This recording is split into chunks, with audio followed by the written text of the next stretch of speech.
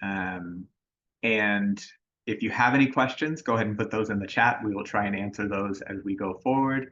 At the end, we should have enough time to answer any questions that you have. At that point, you can unmute yourself and ask questions. To get us started, as we always do, we're going to start with our land acknowledgement. We acknowledge that Yuba College sits on the unceded land of the Nishnawbe people. We recognize their ongoing connection to this region and commit to amplifying their voice to pursue federal recognition. We offer our respect to their elders and to all Nishnawbe people of the past, present, and future. And I want to give a shout out to our Puente group, who with me translated that on the spot into Spanish for the Noche de Familia. Someone, I believe Danielle, the counselor, will be working, has agreed to work with me to translate that into Spanish more formally. So thank you so much. That was so great for the students and family members who are there. So I will hand it off now to the president for president's updates. Thank you, Jeremy. Good afternoon, everyone. It's great to see you all. I shared earlier today with the managers. I just want to share with you that certainly many of us are on a journey today. Some of us stayed up very late, perhaps too late. Some of us didn't. Some of us woke up to election results that we were happy about. Some of us didn't. Nonetheless, all of us are certainly on a journey. I hope that you are giving yourself some grace, remembering that we are trying to create an inclusive environment with each other and certainly with our students, and that you're allowing yourself to move through that journey in a way that helps us to be ready to work together as we transition not only our national and our state government, but also our local one as well, as we will see transition in our board of trustees. The trustees representing Yuba College will have some significant change. With that, I want to just jump into a couple of reminders and announcements. The first is that innovation applications are due November 7th. I'm hoping you're emailing those into us, particularly to Zulema, who is adding them to the folder for the committee that will be doing the rubric or the scoring for those applications in the coming weeks. You all will remember that we had a budget development workflow presentation talking about the ways that we can contribute ideas to the things that we think we need to help students to succeed and to fulfill our mission as an organization. The first big due date for us for the budget development workflow is November 15th. So your primary opportunity to provide inputs is through the program review process. But if there are items that there's not a natural program review for, you do have an opportunity to reach out to a budget center manager or your nearest supervisor to put forward a suggestion for inclusion in that first round of consideration. We had an opportunity this morning to hold the first of two sensing sessions to get some feedback on the hiring of our permanent vice president of student services. I thought it was. I haven't been watching it. I don't know what she. I thought it was a great opportunity for us to have a conversation on the kinds of skills and characteristics and expectations for our next VPSS.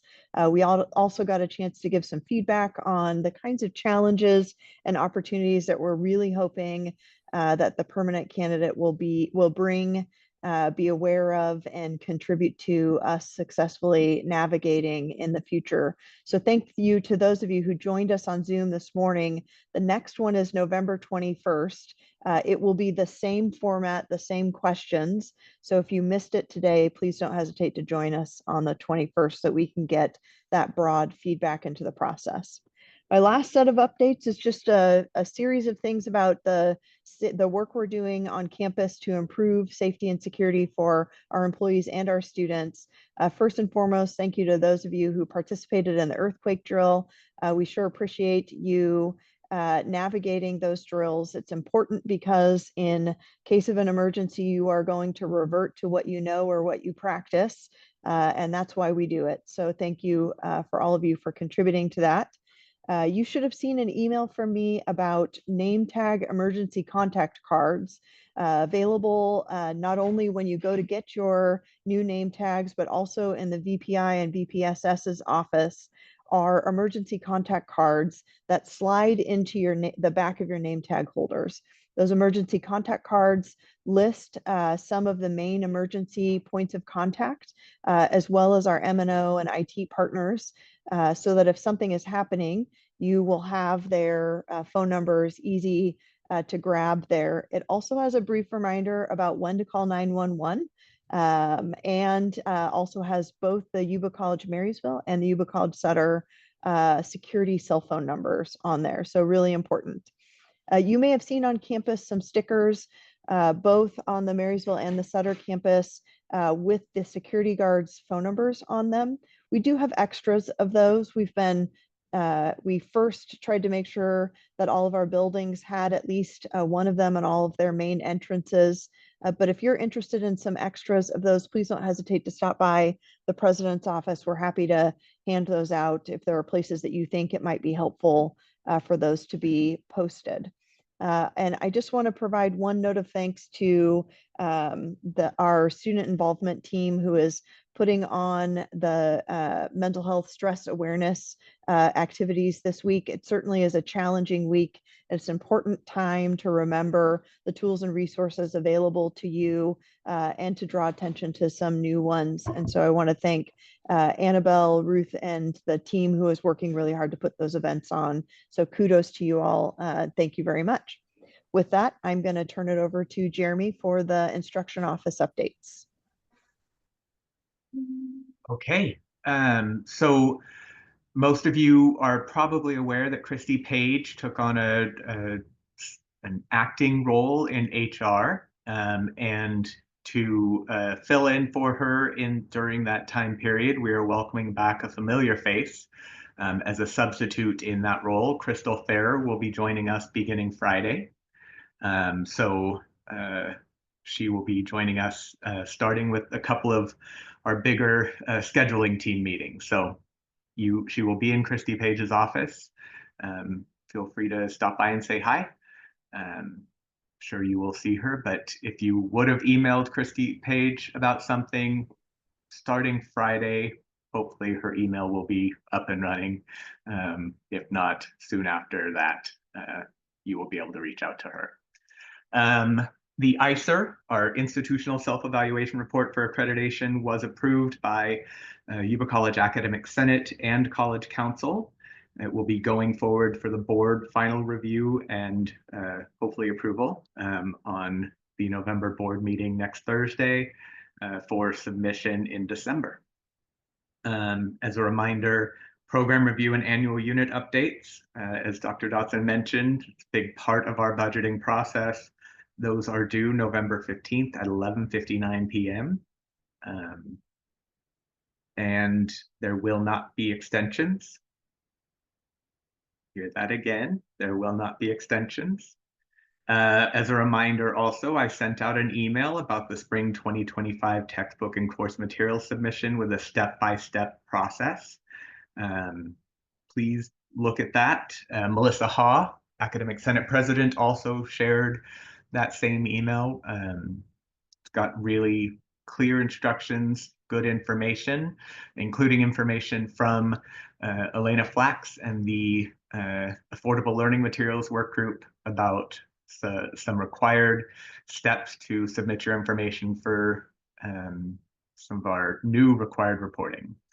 The fall 2025 scheduling process is underway. In fact, our first scheduling meeting is tomorrow, scheduling team meeting, and that's for the health and medical career programs, usually one of our easier meetings. And I wanted to share, just so everyone is aware, we do have our support for free Scantrons, free lab manuals and course packets, and free printed OER materials through division offices continuing in the spring. So no one should be paying for Scantrons. Those are free. And now I'll be handing it off to Dr. Harlan. Hello, everyone. I am just here to remind you that YC tutoring is up and running full force. Here's a little reminder of our office hours for both campuses. I did want to mention that we do have Study Jam coming up December 4th. Everything is moving so fast, so I don't believe there's another opportunity to really share this with you. So hopefully you will encourage your students to visit Study Jam. It is combined with Mesa, which is awesome. They are providing pizza, and hopefully we can have Ruben the dog there. Next slide. I also wanted just to remind you of our social media. We do post a lot of the events that are happening with YC Tutoring on social media. So it's Yuba College Tutoring, one whole line for Instagram and Facebook. It's just spaced apart. But you could see updates of what's happening, like our appreciation for tutors. We did a pie day. We have some things from the trunk or treat that are up, and just a lot of pictures and interaction that you see with the IAs and the tutors with the students. So please join us. That's it. I will pass it to Elena Flax. Hello, everybody. This is following up a little bit more on what Jeremy was saying about completing the materials form. All faculty are required to complete the affordability symbol request form, regardless of whether or not you're using OER. Even if you're using a traditional textbook, you need to complete this form. It ensures that we are in compliance with SB 1359. It's new requirement with new coding. And so if you have any questions, you can reach out to me and I can help you with this form. But it has to be done every semester, even if you have completed this form, let's say in the spring, and you're using the same textbook. The scheduler who will be adding the codes would not know that you're using the same book. That's why you would need to complete a different, the same form, different semesters, and also for different sections. Next. We have now from the State Chancellor's Office different codes for designations for course materials. Before we used to have LTC, low-cost textbooks, and we had ZTC, no cost, and then traditional textbooks.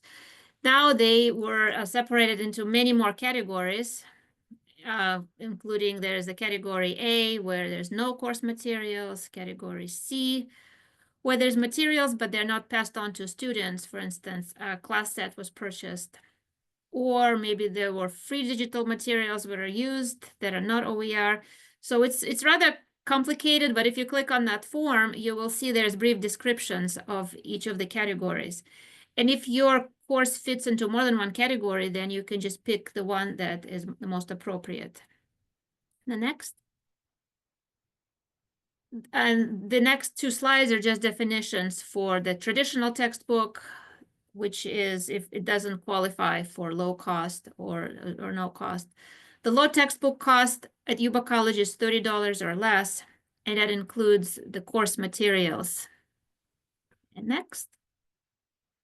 And then these are just more of the descriptions for the graphic that you saw for different material types, different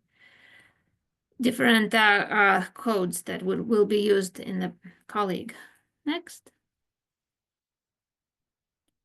And a reminder that the college has funding opportunities for any faculty who, both full-time and part-time, who are interested in converting your traditional courses to OER courses. Stipends are up to $8,000 are available for different categories. So you will receive the slides and you'll be able to click on the FAQ document. If you're interested, you need to complete the brief application form. If you have any questions, you can send me an email. And last but not least, if you haven't heard yet, there is a draft Title V changes that would require all community colleges in California to become burden-free to students by 2030. That would mean that on the first day of school, students would be required to have access to their course materials for free, be it through the OER or through college purchasing materials. So for now, we still have some time to prepare. There's 5 years, there's funding. So if you're on the fence about whether or not to adopt OER, this might be a good opportunity to explore that route. And I'm available to assist you with that. Thank you. And next is Carissa. Hello, everyone. Great to see you all in Zoom. Just some updates for student services. Priority registration is just around the corner, beginning on November 12th.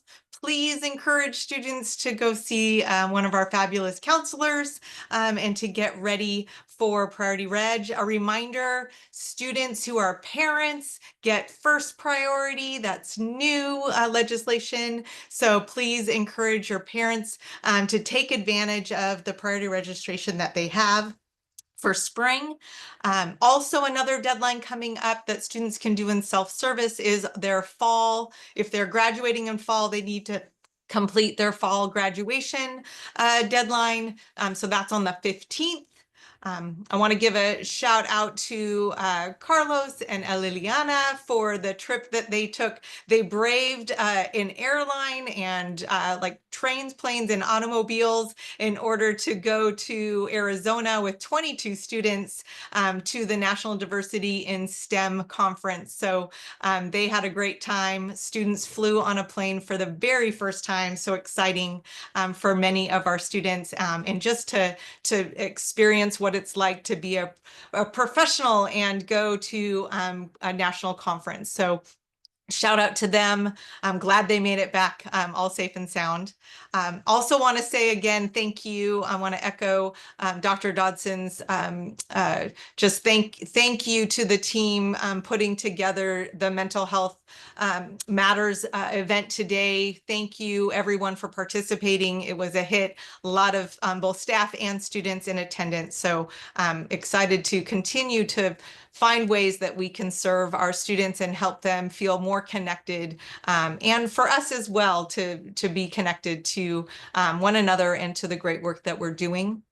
And last but not least, it is National Indigenous Peoples or Native American Month. Please join us. There's a lot on the calendar. The next event that's coming up is actually an acorn cooking demonstration in Flavors on the 13th. Please join us, and a calendar of events will be coming out by the end of the week. So be on the lookout for that, for more ways that we can celebrate our Indigenous people and students. And so thank you for that. And I am going to turn it over. Actually, no, I'm up because I am welcoming our fabulous Randall Edwards. If you haven't met Randall, he is our new basic needs specialist. He comes to us with a degree in social work from Chico State. We're just excited to have Randall here. And he was out there today getting everything squared away with the wellness event. So if you haven't introduced yourself to Randall, please do. He's over by the Welcome Center and his desk over by financial aid. Yes. So everyone wave at Randall. Hi, Randall. Yay. Say warm welcome. So glad to have Randall. Excited for the work that he hit the ground running. So glad to have him with us. And want to make sure hitting the next thing. Oh, and the Wellness Center, want to make sure everyone is aware that we have, here's our hours of operation. As you're talking with students, if there's anything that we can do to serve them, please make sure they're aware of both the Marysville campus and Sutter campus hours. And we do have the email. This goes to Randall, the basic needs email and phone number. So please, if you have any students that have share with you concerns, they have needs, whether it's food insecurity, housing insecurity. What am I forgetting, Randall? Anything? He's like, we got it. Okay. So please reach out to Randall for that support. And I will turn it over to Marcy Lang. Go, Marcy. Yeah, thank you. Good afternoon, everyone. I just want to take a minute today to remind you that we're currently hosting our Fall Seas Candy fundraising event to raise money for our DSPS Scholarship Fund. This year, we were able to provide 2 scholarships, each for $250. thanks to your generous purchases in the past. And we hope you'll consider partnering with us again by buying delicious chocolates for yourselves or as gifts for the upcoming holidays. I may or may not buy myself a box every single year. Anyway, items are shipped directly to you with free shipping on orders of $70 or more. So grouping your order with friends makes sense. And we just want to thank you for supporting our program and our students. And I'm now going to turn this over to Professor Sherry Benson with the Academic Senate. Good afternoon. I am here to report on behalf of the Academic Senate some updates. We recently approved the institutional self-evaluation report for accreditation and also a policy on outdated curriculum. Currently, we've been evaluating policies relating to copyright, intellectual property, academic freedom, catalog rights, and degree and certificate requirements. And we've been having discussions regarding guided pathways, institutional area reorganization, as well as district matriculation project, also called Reimagining Student Success and Safety. Next slide. Brian Vizuzzi and James Galbraith are currently substituting for John Steverson, who was our president-elect. He's probably going to be out for the remainder of the semester, so they'll be serving. They're both serving in his role to help out with the Senate. Since James is now part of the president-elect, Kelly Boren is substituting for him. And both James and Melissa are currently probably on their way right now to fall plenary, or they're there right now getting ready to participate. And they are looking for feedback on the resolutions. I believe Melissa has sent those out. So if you happen to look through them and have any comments, email her directly with those and she'll be sure to take care of that before voting on Saturday. There are 21 unfilled full-time faculty vacancies, committee vacancies, because right now full-time faculty are under a work to rule. So if you want to fulfill one of those positions, please contact James to do that. District updates, I think that's Tawny. Yeah, absolutely. All right. Do we have any of our district partners here that wanted to make any updates to the group?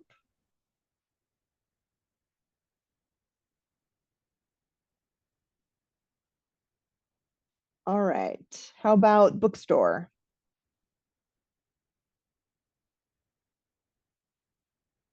Okay, well, I think with that, then we are, I didn't see any questions that came through in the chat. We were busy welcoming Randall and saying how excited we are about chocolate. But if you have any questions, you're welcome to stay. If not, it was fantastic to see you all, and I hope you have a great day.